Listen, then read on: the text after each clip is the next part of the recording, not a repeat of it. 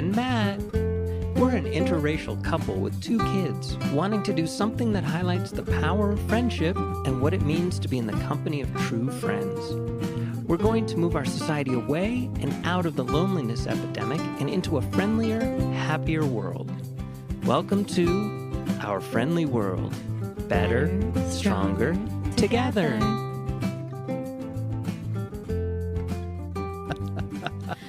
Welcome back, everybody. Hello. There's one thing I think we should be desensitized about. Uh-oh. Okay, so I was listening to Hello. I was listening to an expert person about. I can't talk today. Is that expert in double air quotes? No, I was listening to a person that specializes in speech and communication, and they were explaining why people hate the sound of their own voices. And he explained because you hear your own voice through muscles and bone. So when you hear it on a machine or something, when you hear it outside of yourself, the reason why people hate it, or they're like, oh, it's terrible, because you're used to hearing your deeper sound through your own skull. That he doesn't say it that way, but that's my interpretation. That when you actually hear yourself, you're way higher pitched than you thought. And so I was thinking, I wish, because I definitely got over that, because I had to, obviously I've been for years now editing our podcast, and I have to hear my own self speak. I had to just get over it. Right. And the way I did that was I just pretended I was listening to someone else at first, right? And then I got used to my voice. And then I figured out how to be more conscious about my voice, I guess. Mm-hmm. How to be more aware and present with my voice. Anyway, it's stuff that I've kind of known since I was a little kid, because I noticed how people around me would speak and how jarring it would be, or how annoying certain people were in my life, or how scary they were. You know what I mean? Go down the list of whatever emotion you want to attach to a voice, right? And so I was aware of how I can use my emotions to be thoughtful and to be present with my emotions, how I'm feeling as I'm speaking, so that I'm always honest, you know? Mm-hmm. So anyway, I wish I could do it for video, because I still to this day will not allow anyone to photograph me. I hate being photographed. Right. The only way I'll do it is if I take my own picture, you know? Mm-hmm. Because, and he says it's the same thing, like you're used to looking at yourself in the mirror, but then when you see someone else looking at you, like when you see a picture of yourself, it's totally the other way around. So it's jarring. It's different. It's different than how you see yourself. But I want to say it's more than that with a voice too. I can say from my professional experience that being photographed, any fool can come up to you and just photograph you, pick up the camera and just shoot. They're not aware of everything that's happening between you with the camera and the person, or whoever you're or whatever you're photographing. You're not aware of the space and time in between you. And I have always, ever since I was a little kid, have always felt that there's all this many universes happening between the lens and the subject. That if you blindly or haphazardly just pick up the camera and just press the button, you don't know. You're not really conscious of what you're picking up. You're not seeing clearly. You're not sensing exactly what's there. So whatever you pick up is an in-between, and not necessarily doing justice of representing what you're wanting to portray. I don't know if that makes any sense. Can you translate? Do you know what I'm talking about, Matt? I do. Can you translate what I just said? Not without getting even more esoteric, sometimes it feels like. But I would say that when we take a look at a picture that somebody's taken of us, or you listen to audio that has been recorded of you, it's almost like it's the objective view. It can be sterile, maybe. It can be clinical, and it can be completely wrong at the same time. It's really, really hard for us, certainly, these massive balls of ego that we are, to see ourselves truly as others see us, to be able to look at ourselves without putting so much emotion on top of it. I mean, to this day, I look at pictures of me and I'm like, wait, who's that old guy? And that's been in the past 5-10 years. It's a weird world. And trying to get comfortable with that. Now, I have a mirror over my monitor, and I look at myself all the time, all day, every day. Sometimes it feels like, because, I'm so pretty. But but when I take a look at pictures, I'm like, what?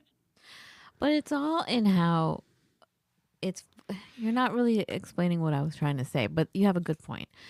First of all, even with audio, everything, it depends on what mic you're using. There's Yes. so many things that can change the interpretation of how you're portrayed.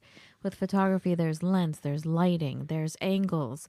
Everything can radically change how you look. Yes. And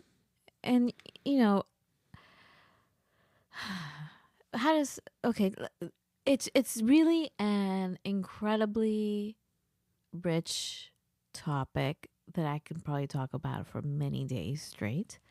But I just want to gear it towards how we see each other and how we show up for one another, for friendship, for humanity in the world, is to just remember that part. Remember there's a lot happening between you and whatever you're looking at. So whatever you're looking at can shift because there's a whole many universes in between you.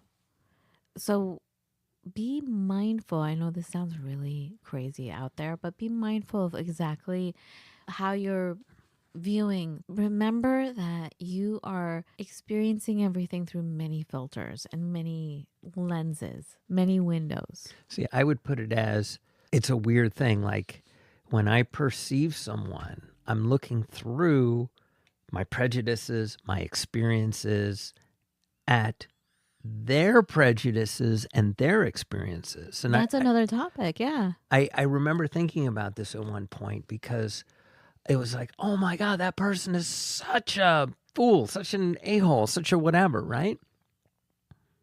Are they 100% of the time a fool and an a-hole? I don't know. I can't imagine somebody can go through their lives being an a-hole 100% of the time.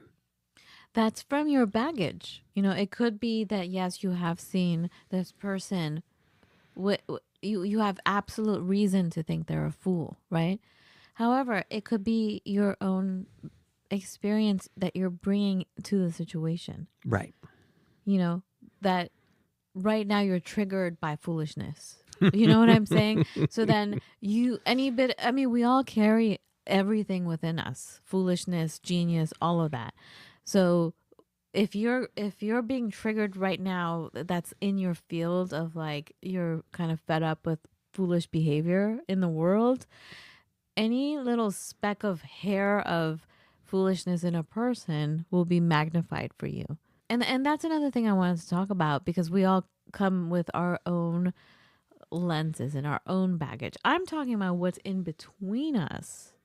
I'm talking about an ethereal realm that is not physically seen, but it's there. And it can definitely change your view. And if you're taking a picture of that, then you're picking up that rather than, let's say you were photographing a person. You're picking up that in between and not necessarily the person. Because it's really a fraction of a second that you're photographing something. And and this is why I hate being photographed, because you're condemning that person to however way you're tuned into whatever universe you're tuned in. And now you're claiming that what you photographed is that.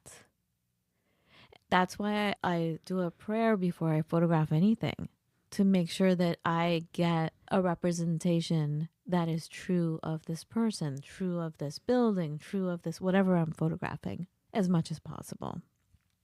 Anyway, and most people don't do that. They're just like, whatever, I'm just going to take a picture. Even professionals, you know what I'm saying? Mm-hmm. Like it's however way they see. Like, oh God, a long time ago, another lifetime ago, I was friends with a lot of photographers, and one in particular, she was very sexually promiscuous and Hey-o. she was just like, she had issues, right? She Okay. had a lot of issues with addiction on many levels.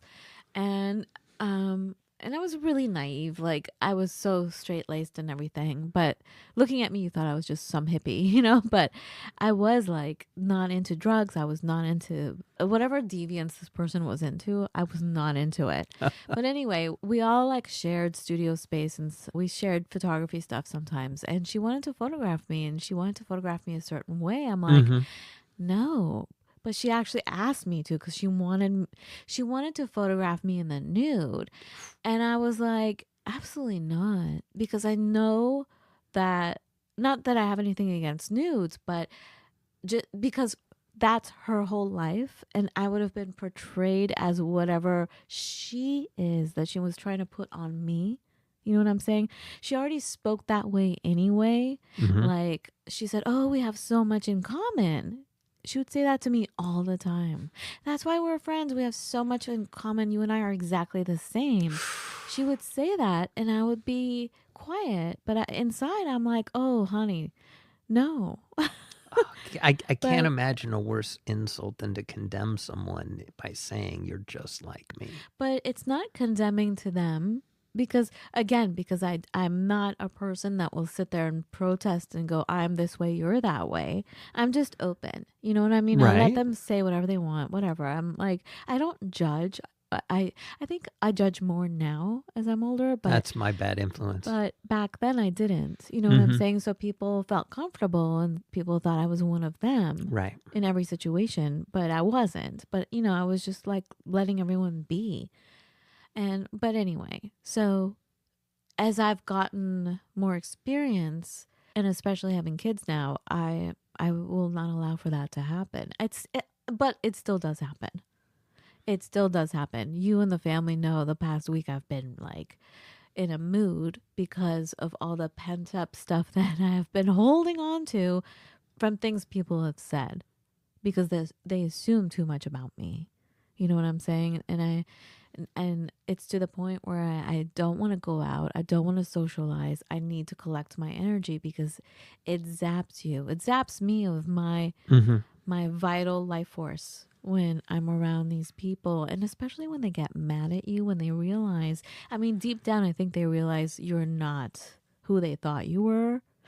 And then there's that weirdness of like, I feel bad because now what? I'm not good enough for you, because they're the ones who are like pulling away. Mm-hmm. You know what I'm saying? Well, you betrayed them by being you. But they will never say that, right? Right. It's always like something wrong I did. Right. But the only thing I did was just be myself, Mm-hmm. which was there all along, but they didn't see it, because I'm not protesting if they say something that's not me. Right.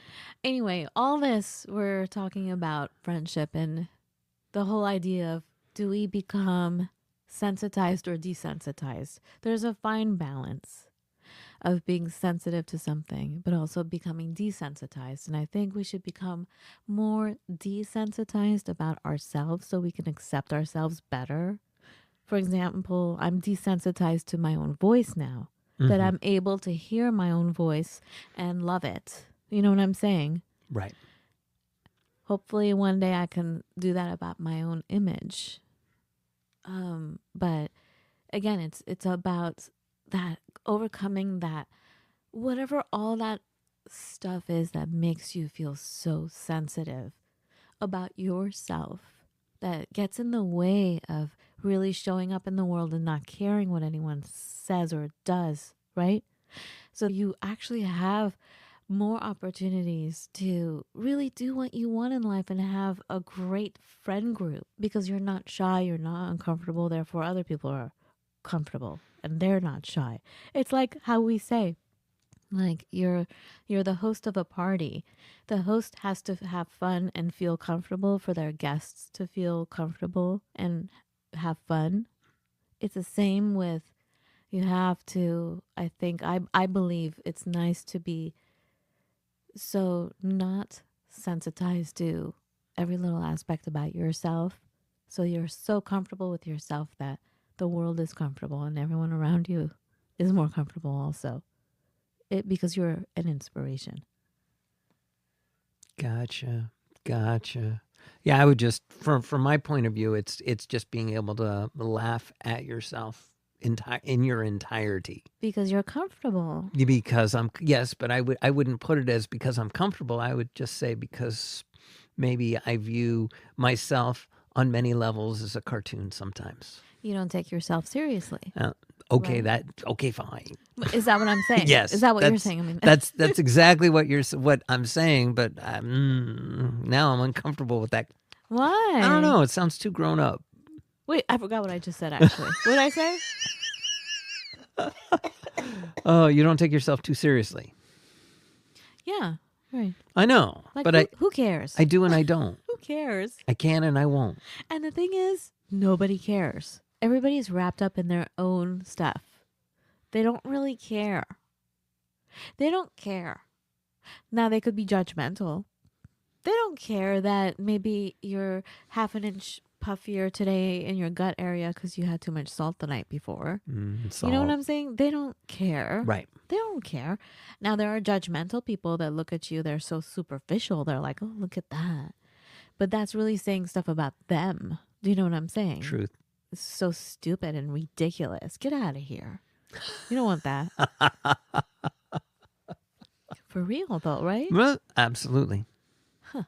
As if they're not in human bodies. Their bodies don't expand and contract.